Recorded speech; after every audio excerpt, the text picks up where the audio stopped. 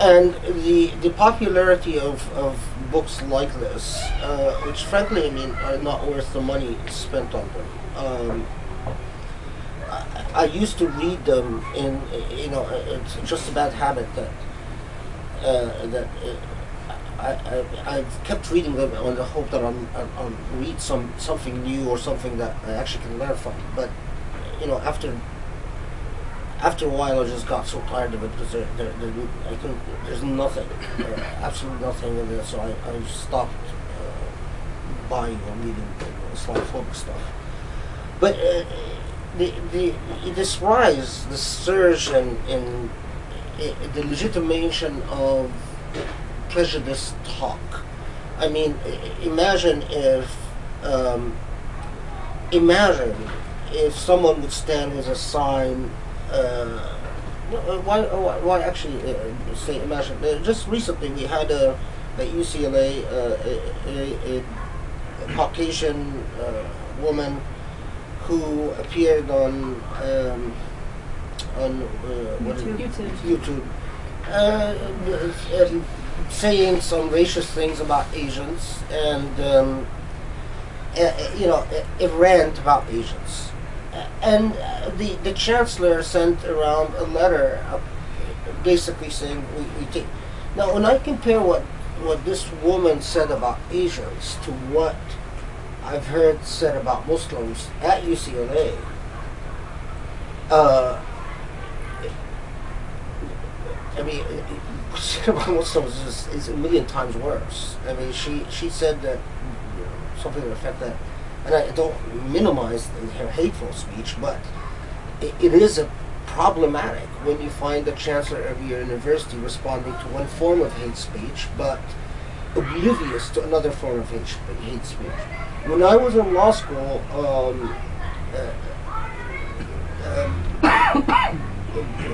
when I went to law school, it was not fashionable for Muslims back then to go to law school. Now there are a lot of Muslims in law schools, and every major law school has Muslims in it. When I went in the 80s, Muslims were still predominantly going into medicine and engineering and computer science, and not too many lawyers. And I had after the grades, after the first year of law school, which was very stressful, and people become very bitchy and annoying. After the grades came out, and people found out that this quiet Arab guy, who they dismissed as irrelevant, is at the top of the class. I had a bunch of messages put in my mailbox: "Go back home, you dirty Arab," "Go do this to your camel and do that." And I still remember I went to the dean, complained to the dean. I still remember her name, Marsha. And he said, you have to be understanding. People are threatened, blah blah blah. 1 week after I talked to her, there was an anti-Semitic comment written by a student in a mailbox, and the dean issued a condemnation. Dean Marsha called the student assembly, and so and I actually went up to her and being a troublemaker, I said, I'm baffled by your lack of moral probity, which of course just be prepared if you say something to that like that to your dean to back it up with considerable intelligence and analytical and reasoning power, because you could find yourself before a disciplinary committee. I demanded to know why was it okay that I be told to go back to my freaking camels, and while someone who drew the swastika and said, too many Jews in this law school was fundamentally offensive and intolerable. And my point was not, and is not, and should not be, that it's okay to do the swastika. My point should always be for moral elevation, not moral denigration. And that is a point that I think many Muslims, as they deal with the issue of Islamophobia, must insist on and demand of themselves, not just of others, that the problem with Islamophobia is not that it that it the problem is not unequal treatment. The problem is that it is a drop in moral discourse. No, so the other thing is that you go back and you ask yourself, okay, so why this hate and why the anxiety and so on, and of course in the United States we do have a history of, you know, as in a lot of immigrant societies, by the way, historically speaking, that the one group immigrates and acclimates and settles, and you know, especially when they've competed hard to define their entitlements and sort of divide the pie, and then they're indignant and hateful towards any other group that comes in and wants to share the pie. So there's some of that going on. But I think there's something else, especially in the sudden rise of anti-Sharia legislations. I mean, what, 14 states are considering anti-Sharia legislations? I mean, it's fascinating because you think that there are so many Sharia experts. I can tell you that in numerous conversations, you're just struck by these people who are so adamant about passing anti-Sharia legislations, how ill-informed. I mean, it's not an issue of just like teaching them what the truth is. It's just getting them to even to understand something about the history of Sharia, or anything about the whether for better or for worse.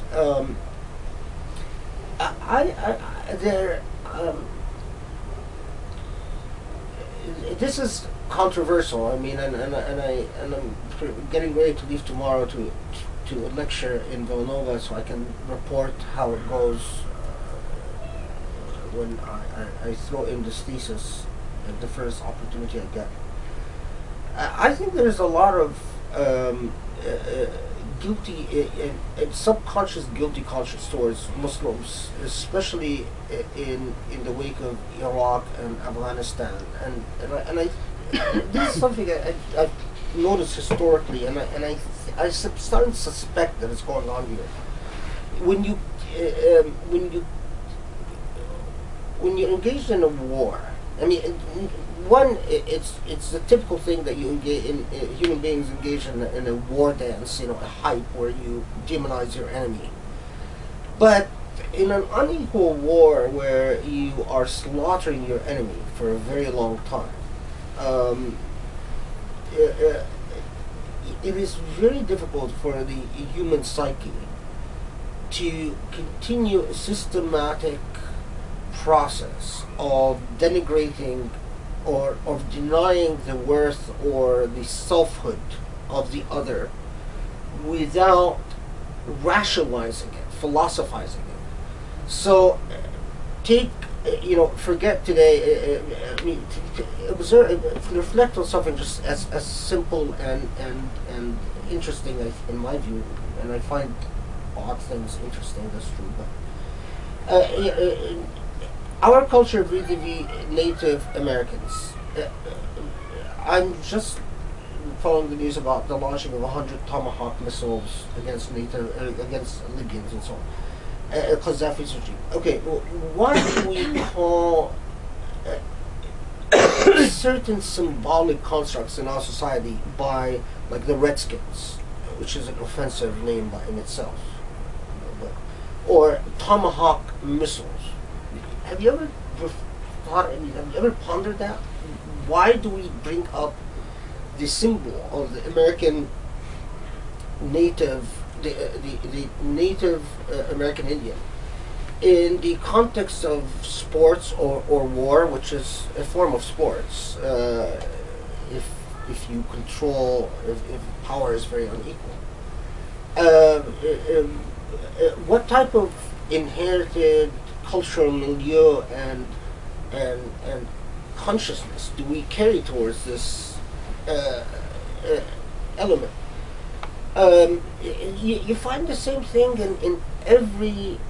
I mean, when you go back historically and look at some of the worst anti-Semitic cultural manifestations in history, you find that they are always in light of a continued state of violence with a very unequal state of power, where the in the example I'm thinking of, the Romans fought a very unequal war with Jewish tribes and slaughtered them so often and for so long until they philosophized why it was okay to continue the slaughter of these people, and why each Jewish revolt was seen as such a fundamental threat to the Roman Empire.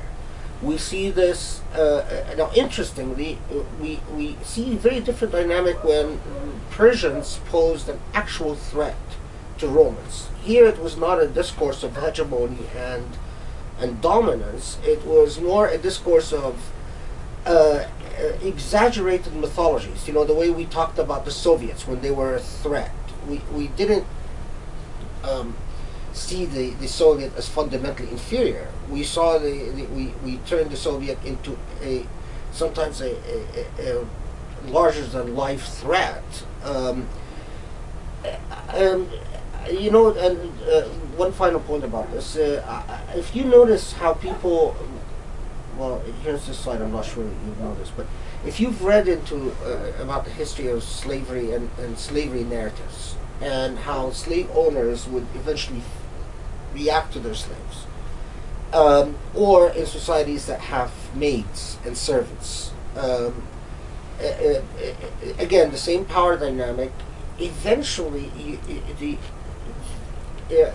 it's as if the human psyche ends up wanting to believe that these slaves did something or do something, or there's something about them that make them deserve their status, that their status is fundamental to their being, and so they ended up in this situation not because we all have committed aggressions against them, but it's because of, so for instance, there were a lot of, during the whole European discourse about whether slavery should be abolished, etc., etc., there were a lot of books coming out about how these African people, they all slaughter each other, and it's in the barbaric nature of Africans for African tribes to fight each other and kill each other, and how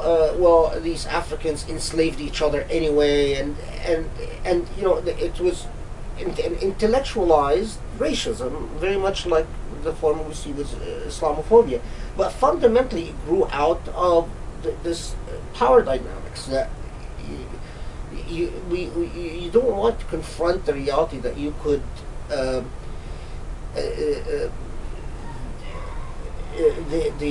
the fact that, you know, even the thought that, well, through just different set of circumstance and history, and it could be me who is the slave and that slave who would be the master. So you want to believe that there's something fundamental to those who end up being victims. Same thing you find with maids and servants, and in today's cultures, people from Bangladesh or Sri Lanka or certain nations who supply an inordinate percentage of maids and servants. Notice the type of assumptions that start, or the type of philosophized bigotry that starts developing about those dominated, about Sri Lankan culture, or about Bangladeshi culture, or about Indian culture. I mean, whatever supplies the dominated. And I think there's a lot of that. I think that, you know, we so far, there are between 2 million to 3 million people that we've directly or indirectly were involved in their deaths in Iraq. A couple of million in Afghanistan. A protracted conflict. How do you live with that unless you philosophize it somehow? And I think that's plus the phenomena of the native informer. The native informer is where it's like the early colonial settlers. They would always search for the self-hating Indian, right? The Indian that who will affirm all their prejudices and suspicions about other Indians. So have you ever seen the pictures of Indian who will put smoking a cigar and wearing a cowboy hat, but is a Native American Indian, all other guys, or the self-hating black slave, the one who will talk about how all people of his race are lazy and so on. The same happens with Muslims. When those who dominate find Inoni Darwish or Hershey Ali or an Irshad Manji, or they become the affirmation of that. Maybe not only do these people deserve what's happening to them, but we're not bigoted after all, because look, they themselves have people from their own ranks that become informants, hence the native informant, that expression. They become informants about their own cultures and the deficiencies of their own societies, their own cultures, and they end up affirming our prejudices and our conceptions. I think that this is and I think this has nothing to do with if areas where periods of Islamic history where Muslims existed in a relation of empowerment versus vis-a-vis Christian or groups or Jewish groups, and you start finding the same thing developing in Muslim discourses. The fact that it occurs again and again doesn't make it right. It just makes it.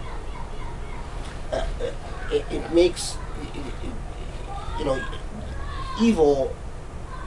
As the banality of evil is also its redundancy.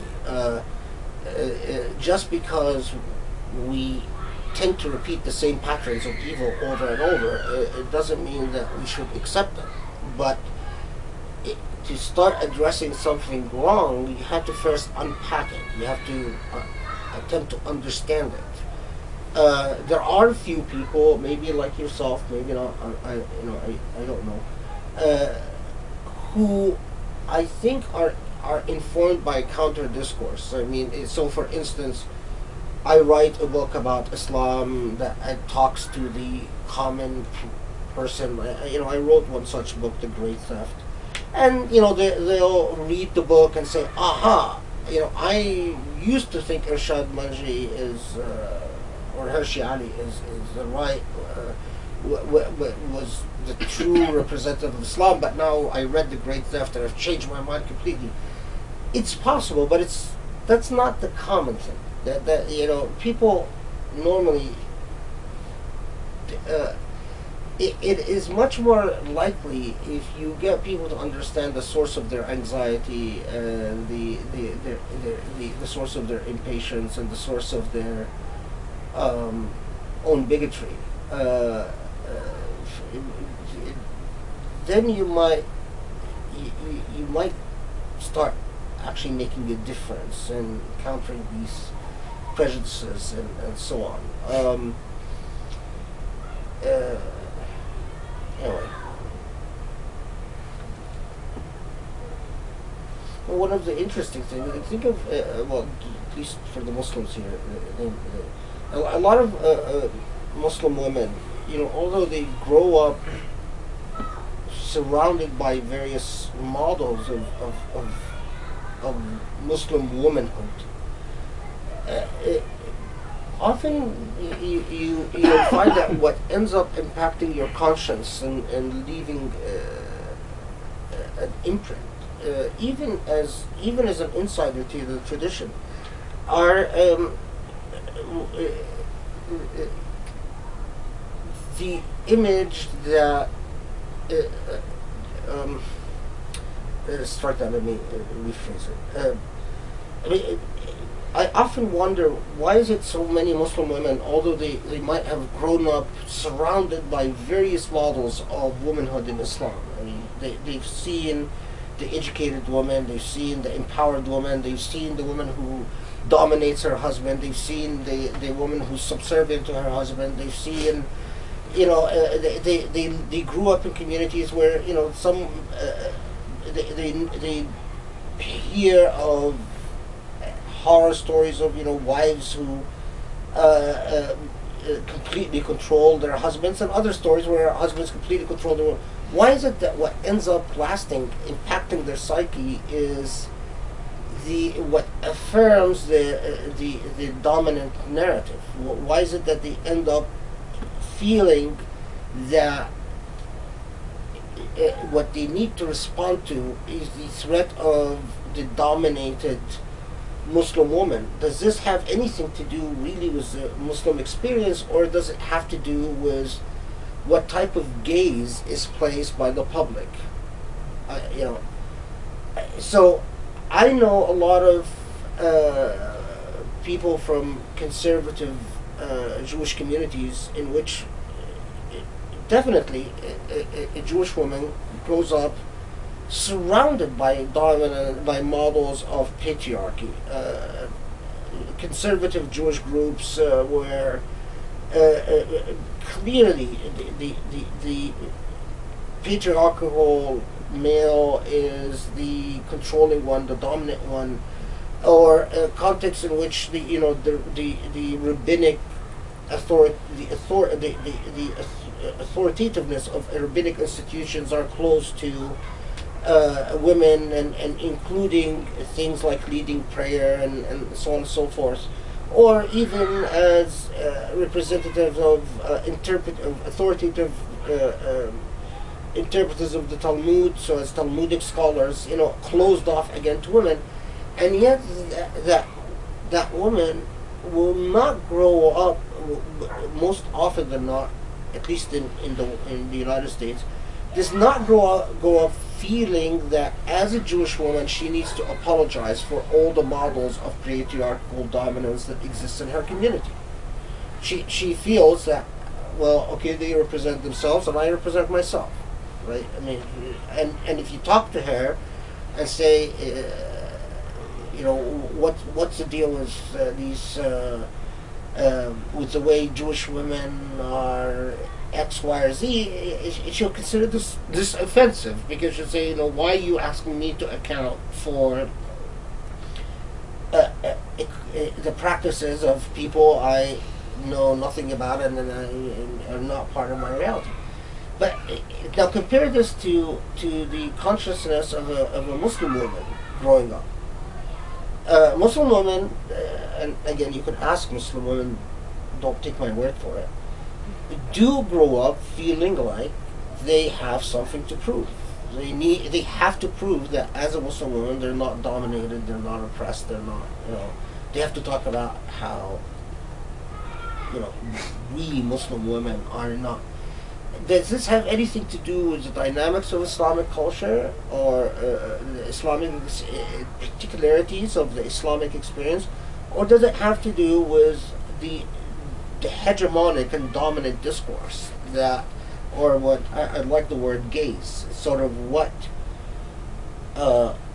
microscopic view is imposed upon these Muslim women, so that as they're growing up, they constantly learn that in order to prove their worth, they need to represent Muslims as a bloc, which is it has much more to do with power dynamics than it does with actual doctrines I mean, some of you already mentioned the thing about Muslim women. You know, I've lived in Muslim societies all my life. My mother is a Muslim woman. My sister is a Muslim woman. My wife is a Muslim woman. I've had more students, Muslim women students, than I can remember or count. And I honestly tell you, I know nothing about Muslim women. Because I don't know what is a Muslim woman other than a woman who happens to be Muslim. I mean, I know what I think I know what my mother is, or you know what.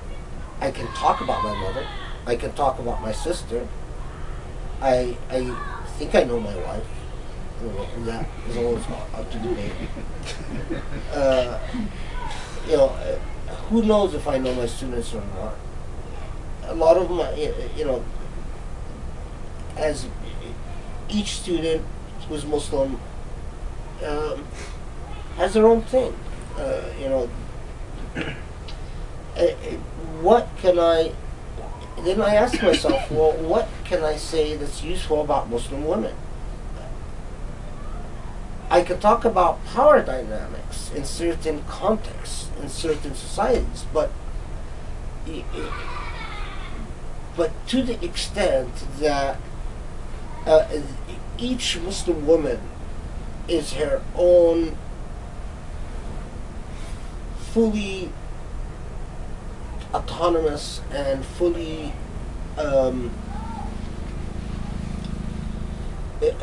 worthwhile experience, that is in itself a fully legitimate manifestation of Islamicity, of the Islam that is in the heart and the life of this Muslim woman. And that cannot be summed up in any blunt or stereotypical way. I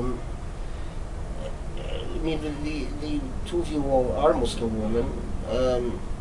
In your own community, I mean, did you guys grow up surrounded with Muslim organizations or institutions or Muslim? Yeah. I mean, ask yourself in Muslim, how many families you know in which you'd say, you know, God, the woman in this family is completely dominant. The man is sort of a, you know, little toy. Just does whatever, or you know, or complex models in which, you know, the man thinks that he's in control, but really the man is not in control. But it's, you know, and yet intuitively, I mean, yet you don't grow up thinking that this is the representation of Islamicity. While, so then, I mean, whatever your view of Islamicity is, it's not derived from the various models that you know about your mother, your family, friends, so on. So where does your conception of Islamicity come from? At what point in your life did you pick it up and did you project it? Why isn't it? I mean, why isn't it a sufficient response that that you as Muslim women today, you're the ones leading this class, bringing men along on a trip, while you don't see the Muslim. I mean,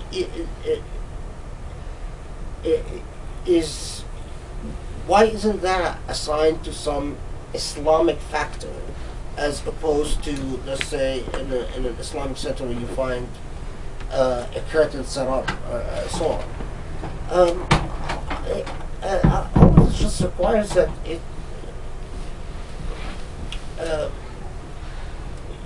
You know, I always tell students that there's a huge difference between the power dynamics, which are like fireworks. They put on a display, and they're very deceptive, and they give you a completely artificial picture, and a real pursuit of of learning, which then we start talking about, well, what are the parameters? What is it that you exactly want to learn?